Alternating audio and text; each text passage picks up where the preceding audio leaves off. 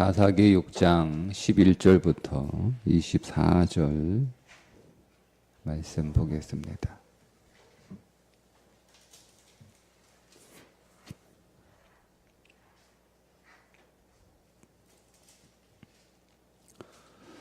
여호와의 사자가 아비에셀 사람 요아스에게 속한 오브라에 이르러 상수리 나무 아래에 앉으니라.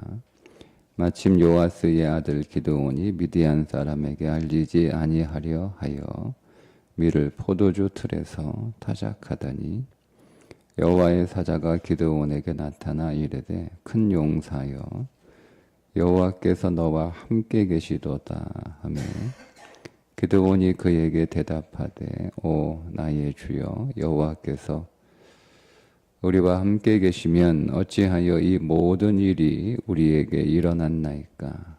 또 우리 조상들이 일찍이 우리에게 이르기를 여호와께서 우리를 애굽에서 올라오게 하신 것이 아니냐 한 그 모든 이적이 어디 있나이까. 이제 여호와께서 우리를 버리사 미디안의 손에 우리를 넘겨주셨나이다 하니 여호와께서 그를 향하여 이르시되 너는 가서 이 너의 힘으로 이스라엘을 미디안의 손에서 구원하라. 내가 너를 보낸 것이 아니냐 하시니라. 그러나 기드온이 그에게 대답하되 오 주여 내가 무엇으로 이스라엘을 구원하리이까. 보소서 나의 집은 므낫세 중에 극히 약하고 나는 내 아버지 집에서 가장 작은 자니이다 하니 여호와께서 그에게 이르시되 내가 반드시 너와 함께 하리니 네가 미디안 사람 치기를 한 사람을 치듯 하리라 하시니라. 기드온이 그에게 대답하되 만일 내가 주께 은혜를 얻었사오면 나와 말씀하신 이가 주 되시는 표징을 내게 보이소서. 내가 예물을 가지고 다시 주께로 와서 그것을 주 앞에 드리기까지 이곳을 떠나지 마시기를 원하나이다 하니 그가 이르되 내가 너 돌아올 때까지 머무르리라 하니라. 기드온이 가서 염소 새끼 하나를 준비하고 가루 한 에바로 무교병을 만들고 고기를 소쿠리에 담고 국을 양푼에 담아 상수리 나무 아래 그에게로 가져다가 드리매 하나님의 사자가 그에게 이르되 고기와 무교병을 가져다가 이 바위 위에 놓고 국을 부으라 하니 기드온이 그대로 하니라. 여호와의 사자가 손에 잡은 지팡이 끝을 내밀어 고기와 무교병에 대니 불이 바위에서 나와 고기와 무교병을 살랐고 여호와의 사자는 떠나서 보이지 아니한지라. 기드온이 그가 여호와의 사자인 줄을 알고 이르되 슬프도소이다. 주 여호와여 내가 여호와의 사자를 대면하여 보았나이다 하니 여호와께서 그에게 이르시되 너는 안심하라. 두려워하지 말라. 죽지 아니하리라 하시니라. 기드온이 여호와를 위하여 거기서 제단을 쌓고 그것을 여호와 살롬이라 하였더라. 그것이 오늘까지 아비에셀 사람에게 속한 오브라에 있더라. 아멘. 오늘 본문은 기드온이 이제 선지자로 부름받게 되는 그 상황의 시작에 관한 말씀인데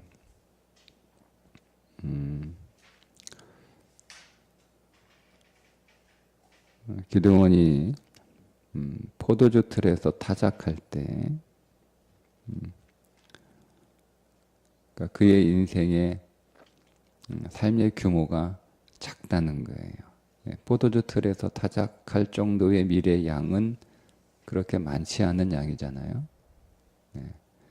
그러니까 그의 삶의 역량이나 그의 삶의 어떤 상황이나 환경이나 이런 것들이 넉넉하지 않고 부족하고 모자르고 작고 그런 상황이라는 의미를 던져주고 있습니다.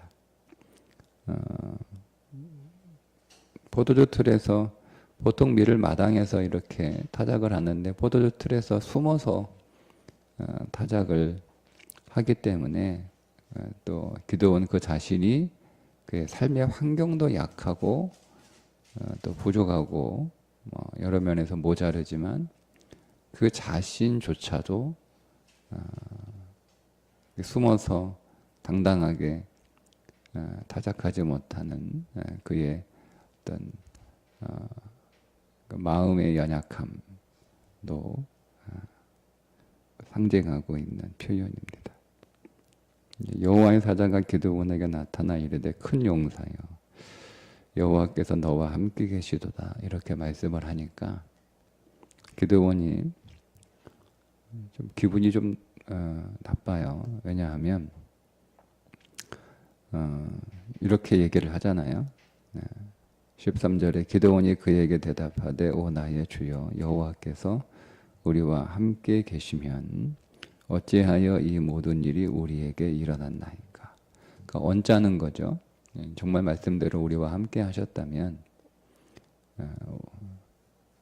우리에게 이런 일이 일어났을 리가 없는데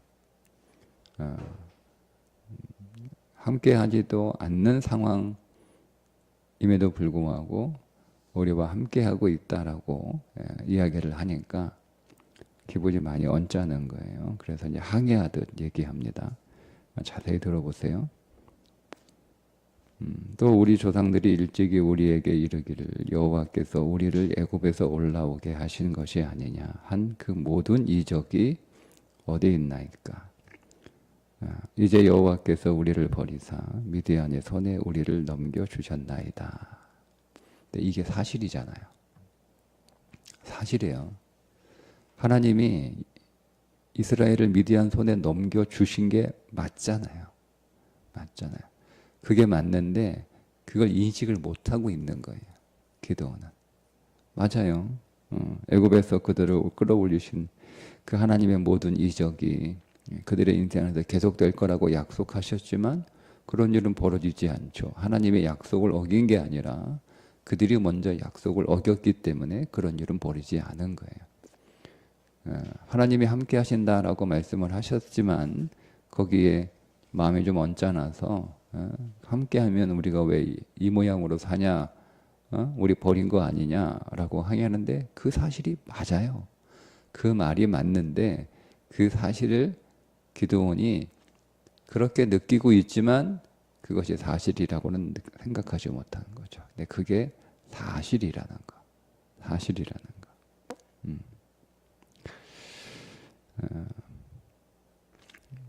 그런데 하나님은 거기에 대하여 별말 말씀하지 않으세요. 그게 사실이니까 뭐 이러고 저러고 말씀하실 게 뭐 잘 알고 있네. 이건 거예요. 저 잘 알고 있네. 내가 너희들 떠난 거 잘 알고 있네. 내가 너희들 버린 거 잘 알고 있네. 잘 알고 있네. 그러면서 이렇게 말씀을 하세요. 여호와께서 그를 향하여 이르시되 너는 가더냐 이 너의 힘으로 이스라엘을 미디안의 손에서 구원하라. 내가 너를 보낸 것이 아니냐. 이렇게 말씀을 하신 이제 그에게 소명을 주시는 거죠. 그러니까 자 기드온의 대답을 잘 보세요. 15절. 그러나 기드온이 그에게 대답하되 오 주여 내가 무엇으로 이스라엘을 구원하리까. 보소서 나의 집은 므낫세 중에 극히 약하고 나는 내 아버지 집에서 가장 작은 자녀이다. 그러니까 그의 집안이 므낫세에 속한 집안인데 그 므낫세 집안 중에서 가장 약하고 자기는 그 약한 집에서 가장 작다. 즉 막내라는 뜻이거든요. 그러니까 이 말은 무슨 말이냐면 이건 내 타고난 운명이라는 거예요. 내 운명. 쉽게 얘기하면 이게 내 팔자라는 거죠. 못 고친다는 거예요. 나는 이렇게 태어났는데 나는 이렇게 운명조, 나는 이런 팔자로 태어났는데 이게 내 숙명인데 뭐 이런 거잖아. 나는 머리가 나쁜데 나는 뭐 재주가 없는데 뭐 이런 거잖아요. 그러니까 이거는 내가 뭔 일을 하기에는 어떤 자격과 어떤 조건이나 어떤 힘이나 뭐 이런 것들이 필요한데 이건 내가 노력해서 뭐 얻을 수 있는 그런 상황이 아니라는 거. 내가 아무리 노력을 해도 내가 아무리 애를 써도 이 운명으로 타고난 나의 능력으로는 이거 극복할 수 없어. 내가 어떻게 갑자기 뭐 노력한다고 IQ가 뭐 갑자기 뭐 IQ가 80에서 IQ가 150 되는 것도 아니고, 내가 막 노력한다고 내가 없는 솜씨가 뭐 없는 재능이 뭐 생기는 것도 아니고, 그렇게 그게 타고났잖아요. 그런데 내가 뭘 합니까? 뭔가 내가 노력해서 할 수 있으면, 그러니까 지금 이 상황이 내가 뭐 노력을 덜해서 애를 뭐 더 써서 뭐 그렇게 해서 지금 만들어진 상황이 아니고, 원래 내 능력이 이거밖에 안 되니까 여기서 내가 뭐 더 노력한다고 내 상황이 나아지거나 내가 더 애쓴다고 상황이 나아지는 그런 게 아니에요라고 이야기를 하는 거예요, 하나님한테. 하나님 지금 그것도 모르냐? 응? 그것도 모르냐? 지금 내가 이런 팔자로 태어났는데 그것도 모르냐? 팔자를 어떻게 바꾸냐? 해당 용어로 얘기하면 그런 거예요. 근데 16절에 굉장히 중요한 말씀을 하나 하시는데, 여호와께서 그에게 이르시되 네가 반드시 너와 함께 하리니 네가 미디안 사람 치기를 한 사람을 치듯 하리라 하시니라. 보세요. 미디안 사람은 수만 명이겠죠. 수만 명. 뒤에 가면 바다의 모래알처럼 셀 수 없을 만큼 많다 이렇게 나오거든요. 근데 그 수만 혹은 수십만의 그 미디안 사람을 한 사람 치듯 한다라고 말씀하시는 것은 어떤 의미를냐면, 그 표면적인 의미는 그 한 사람하고 싸우는 것처럼 그렇게 큰 문제가 아니고 쉬운 문제다라고 얘기를 하는데, 결국 인생은요 한 사람과의 문제라는 거예요. 인생은 그 한 사람이 누구예요? 예수 그리스도예요. 우리가 어떤 문제를 만나든, 그 문제가 얼마나 크든, 그 문제가 얼마나 태산 같든, 우리가 어떤 일을 만나든 그 문제가 메뚜기 떼처럼 그렇게 많은 문제라 할지라도 결국 우리 인생의 모든 문제는 한 사람과의 문제다라는 거예요. 그 한 사람과의 문제, 그 한 사람과의 관계가 해결되면, 그 한 사람과의 그 문제가 해결이 되면 그 한 사람과의 문제라는 거잖아요. 그러니까 우리의 모든 인생의 문제는요 나와 예수 그리스도와의 문제예요. 우리의 인생의 문제가 아무리 태산 같은, 아무리 메뚜기 떼같이 그렇게 많다 할지라도 결국 나와 예수 그리스도와의 문제라는 겁니다. 그래서 기드온이 이제 좀 더 좀 긍정적으로, 적극적으로 대화를 하기 시작하는데, 기드온이 그에게 대답하되 만일 내가 주께 은혜를 얻었사오면 나와 말씀하신 이가 주 대신 표징을 내게 보이소서라고 대답을 하잖아요. 그러니까 지금 나에게 얘기하는 당신이 누구인가? 나에게 사명을 주고, 나에게 비전을 주고, 나에게 어떤 임무를 주고, 나를 보내는 자가 누구냐가 중요한 거예요. 여러분, 내가 어떤 비전을 가지고 있느냐, 내가 어떤 목적을 가지고 있느냐, 내가 어떤 계획을 가지고 있느냐, 내가 어떤 꿈을 꾸고 있느냐, 여러분 이게 중요한 게 아니에요. 그 꿈을 주시는 분이 누구냐 이거예요. 내가 나에게 꿈을 줄 수도 있잖아요. 아니면 부모가 나에게 꿈을 줄 수도 있잖아요. 아니면 사회가 나에게 꿈을 줄 수도 있잖아요. 근데 그게 중요한 게 아니고, 중요한 건 누가 나에게 꿈을 주느냐 하는 거예요. 누가 나에게 이런 마음을 누가 나에게 주느냐, 누가 내게 얘기하느냐, 그게 중요하다는 거예요. 그게 하나님이어야 된다는 거죠. 누가 나를 격려해. 여러분 지금 기드온을 지금 누가 격려하는 거잖아요. 그의 시대적 상황이나 환경에서 찌그러져 있는 기드온, 그리고 그의 심리조차도, 그의 마음조차도 찌그러져 있는 기드온. 그래서 그의 인생의 결과가 너무 작아. 기왕에 수학을 했으면 마당에 펼쳐놓고 할 만큼 되어야 되는데, 포도주 틀에 들어가서 타작을 할 정도의 수학밖에 되지 않아. 그러니까 이런 상황에서 지금 누가 와가지고 격려하는 거예요. 야, 힘내, 너 할 수 있어, 너 잘할 수 있어, 괜찮아, 힘내, 이렇게 얘기하는 거잖아요. 그 격려가 되죠. 힘이 되죠. 아, 나 이거 할 수 있을까? 뭐 제대로 할 수 있을까? 여러분 이런 마음이 우리가 수시로 들잖아요. 그때 누가 와서 사람이 와서 할 수 있어라고 하는 얘기만 들어도 또 우리가 좀 힘이 생기잖아요. 음. 지금 그렇게 누군가 지금 기도원을 격려하고 또 그를 위로하고 또 그를 할 수 있다라고 이렇게 얘기해 주고 있는데 그렇게 말하는 말이 중요한 게 아니고 그렇게 말하는 존재가 누구냐가 중요한 거예요. 이런 우리가 위로받고 격려받고 칭찬받고 박수받고 힘을 얻고 좋은 소리 듣는 거 다 기분 좋죠. 근데 그걸 누가 하느냐가 중요한 거예요. 누가 내게 그런 얘기를 하는가라는 거죠. 그러니까 여러분 우리가 궁극적으로 우리가 격려받고 우리가 위로받는 게 궁극적으로 사람의 소리도 들으면 좋지만 그러나 결국 우리가 들어야 되는 건 하나님의 격려고 하나님의 위로고 하나님이 오늘 우리를 부르시고 하나님이 부르시는 것이어야 되거든요. 그러니까 이 말은 사람이 오늘 우리를 격려하지 못해도 사람이 오늘 우리에게 힘을 주지 못해도 사람이 오늘 우리에게 위로를 주지 못해도 상관없다는 거예요. 잠시 우리가 사람에게 격려받지 못하고 위로받지 못하고 사람으로부터 힘을 얻지 못해서 사람을 보면 우리가 한숨 나오고 기운도 빠지고 또 막막하기도 하고 또 이런저런 또 내 삶에 대하여 기운 빠지는 소리를 이렇게 듣게 되면 뭐 누구나 다 우리의 마음이 더 이렇게 찢어지죠.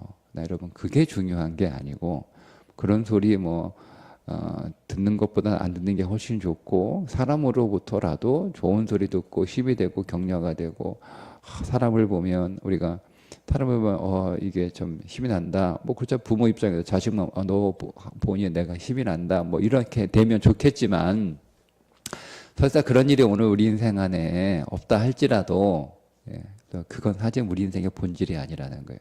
내 삶의 본질은 뭐냐면 하나님 한 사람과의 관계. 그분이 나에게 무엇이라고 말씀하시는가? 그분이 나를 격려하시고 위로하시고 그분이 나에게 힘을 주시면 그분이 나에게 소망을 주시면 충분하다는 거예요.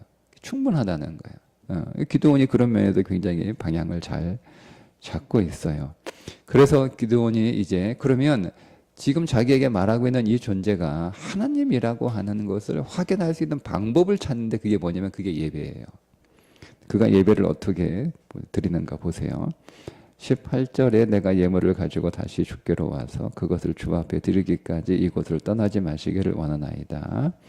하니 좀 잠깐 내가 예배 드리기 위해서 예배 준비를 하고 올 테니까 그때까지 어디 가지 마시고 꼭 여기 계셔야 됩니다. 그래 내가 너 올 때까지 기다리고 있으마 이렇게 말씀을 하시죠.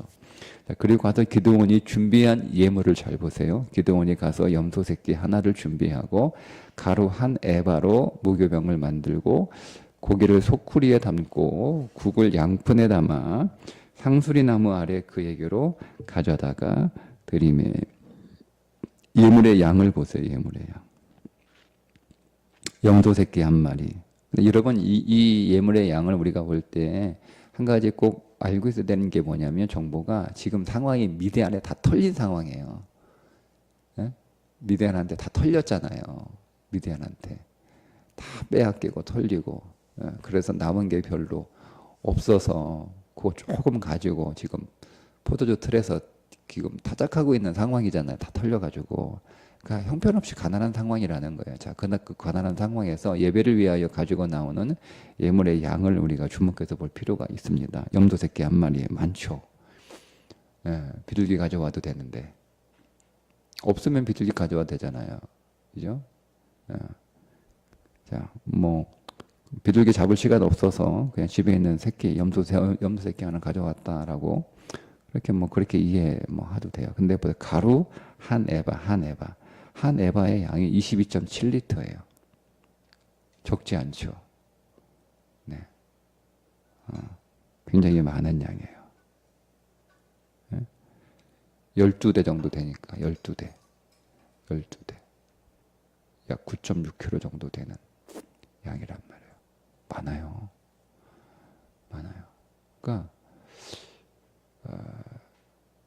지금 내게 와서 말씀하시는 분이 누구인지, 그게 하나님인지 확인하기 위해서 나는 예배를 통하여 확인하겠다라고 해서 가져온 양이 그래도 적지 않다는 거예요. 그러니까 여러분, 이 기도원은요, 하나님 앞에 예배를 드리는데 제가 말하고 싶은 뭐냐면 최선을 다하는 예배를 드렸다는 거예요. 예배를. 아니 당신이 하나님인지 아닌지 내가 뭐 확인하는 거 뭐 그냥 이렇게 하고 이렇게 안 해도 되는 거잖아요. 그냥 뭐 이렇게 잘 준비를 해와. 염소 새끼 한 마리 가져오거나 그냥 뭐 에바만 가지고 오거나. 근데 그것도 그냥 빵으로 만들어 봤어요. 그거를 다 갈아가지고 거기다 국까지 끓여왔네요. 이 중에 하나만 해도 되는 거 아니에요? 뭐 바위에 올려놓고 바위가 불을 내서 삼켜버리는 건데 뭐 양만 삼켜도 되는 거고, 그죠? 예, 무교병만 삼켜도 되는 거고, 뭐 어차피 그게 중요한 게 아니고 삼켰다라고 하는 어떤 증거, 놀라운 증거가 중요한 거니까, 그죠? 근데 어쨌든 기드온은요, 어쨌든 그에게 굉장히 중요한 신앙이 하나 있었는데, 어쨌든 하나님을 만나고 하나님을 경험하고 하나님을 확인하기 위해서 적당한 예배를 드리지 않았다가 최선을 다하는 예배를 드렸다는 거예요. 온 힘을 다하는 예배를 드리게 됩니다. 그러니까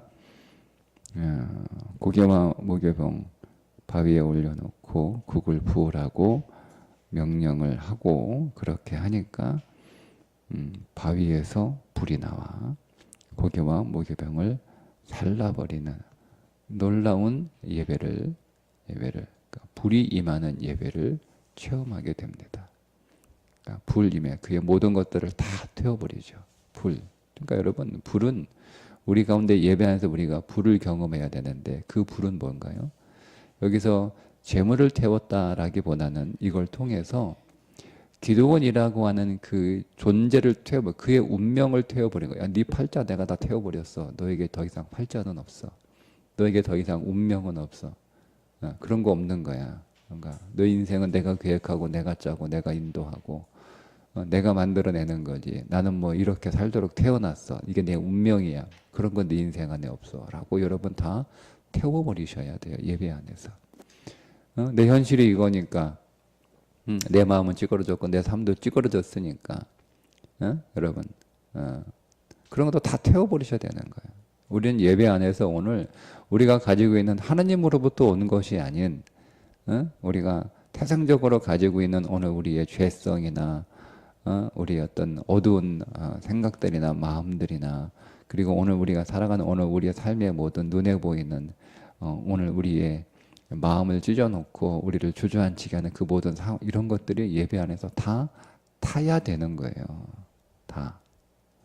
그것이 탔다고 생각하지 마시고 여러분 그것을 믿음 안에서 탔다라고 하는 걸 여러분들이 경험하고 체험하셔야 되는 거예요. 그러니까 예배는 그런 거예요. 오늘 우리가 예배할 때 오늘 우리 인생의 모든 문제가 하나님 앞에 우리가 진심으로 하나님이 내 인생에 함께 계시는 것, 하나님이 내 인생의 주인이시는 것, 당신이 내 인생을 통치하시는 것, 하나님이 내 인생을 인도하시는 것, 하나님이 내 인생을 주관하신다라고 하는 거 이게 확인돼야 내가 하나님의 사람으로 하나님 돌아가서 살 수 있지.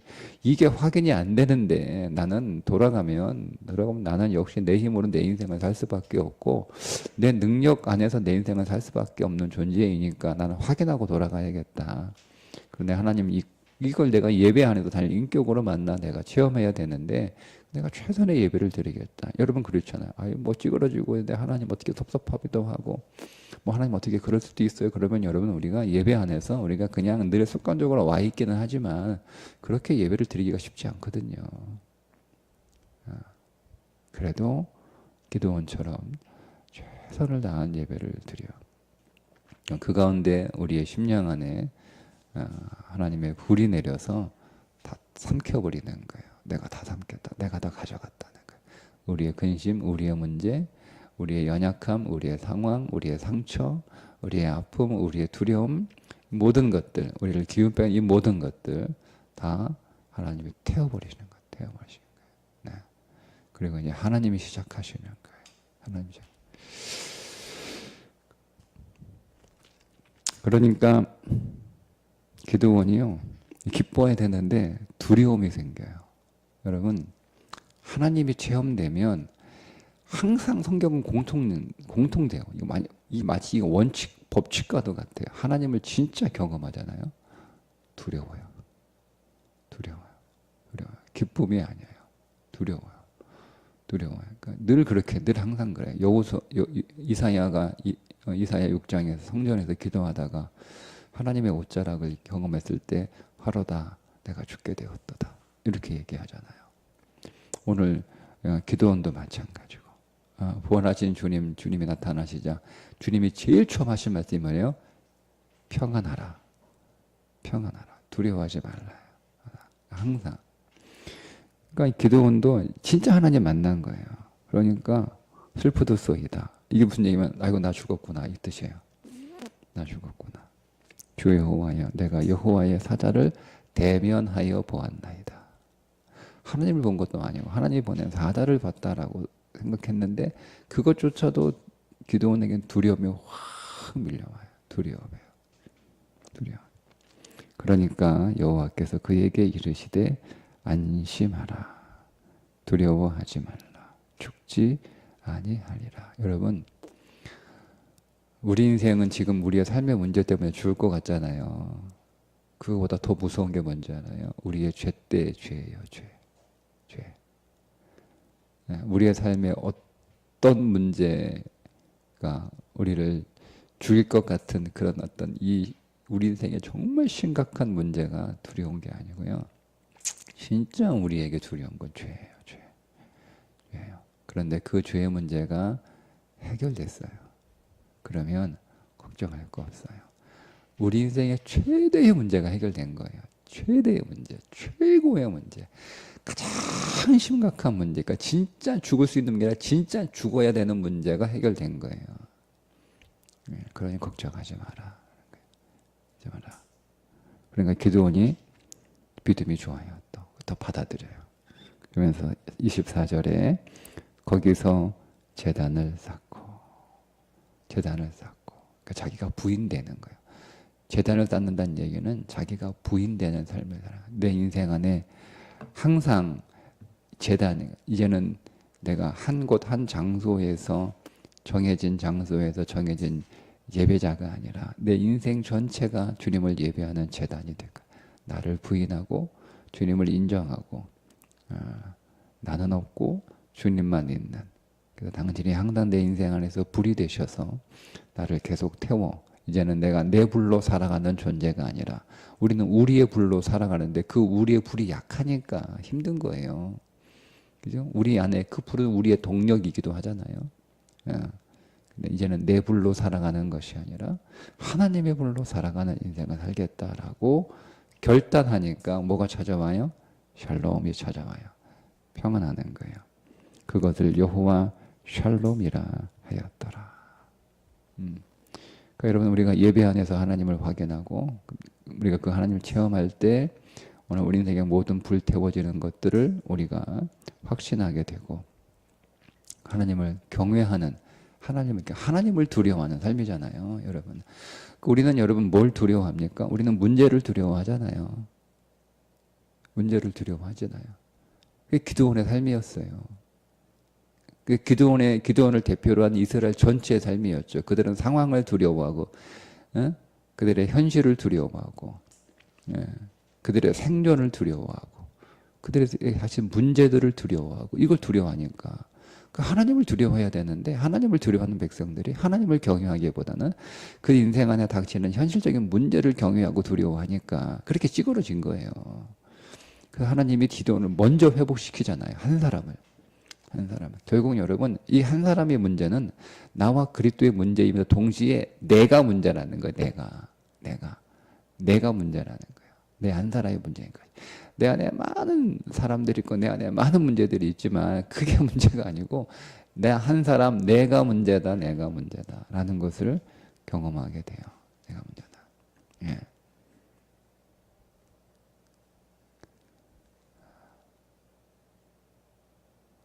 기드온이 그런 믿음의 회복을 하게 됩니다. 그래서 이제 제단을 쌓게 되고 거기에서 여호와 샬롬이죠. 하나님을 경외하고 하나님을 두려워하고 하나님을 예배하는 삶을 살아갈 때 내 인생에 비로소 두려움은 사라지고 샬롬, 하나님의 평강이 시작되는 줄 믿습니다. 이렇게 고백을 한 거예요. 오늘 예배 안에서 오늘 이 말씀이 우리 안에 또 여러분을 향한 레마의 말씀으로 깨달아지고 체험되기를 축복합니다. 여러분 하나님의 불을 만나시고 여러분의 인생의 모든 것들이 태워지는 것을 체험하시고 확신하시고 이제 우리가 두려워할 것은 내 인생의 문제가 아니라 오직 한 분 하나님만을 두려워할 것이고 그 하나님을 경외하는 예배의 삶을 살아가기를 우리가 다시 한번 결단하고 확신할 때 우리에게 하나님께서 샬롬을 선물로 주실 줄 믿습니다. 기도하겠습니다. 하나님, 오늘 우리가 예배 안에서 하늘의 불을 체험하게 하시고 그 하늘의 불로 불태워지게 하시고 이제는 우리가 두려워하고 염려하고 우리가 경배했던 우리의 삶의 문제가 다 끝나 이제는 오직 한 분 하나님을 두려워하고 하나님을 경외하는 믿음의 삶을 살기를 결단하여 우리 안에 하나님로부터 임하는 평강이 충만한 오늘 예배가 되게 해 주옵소서. 예수님의 이름으로 기도합니다. 아멘.